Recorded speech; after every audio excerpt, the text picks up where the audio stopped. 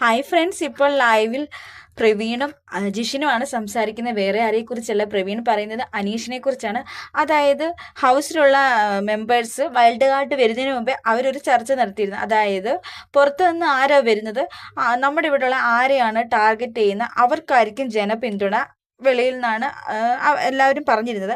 അപ്പോൾ നമ്മുടെ പ്രവീൺ പറയുന്നുണ്ട്, നമ്മൾ അനീഷിനെ നമ്മൾ അറ്റാക്ക് ചെയ്ത എല്ലാവരും ഓർക്കും, അല്ലെങ്കിൽ അവൻ ഓർക്കും അവനാണ് കൂടുതൽ ഫാൻ ബേസ്, അല്ലെങ്കിൽ അവനാണ് വെളിയിൽ ഫാൻസ്, അതുകൊണ്ട് നമ്മൾ അനീഷിനെ അങ്ങനെ ചെയ്യരുത്. അങ്ങനെയൊക്കെയാണ് രണ്ടുപേരും ഇരുന്ന് പ്ലാൻ ചെയ്യുന്നത്.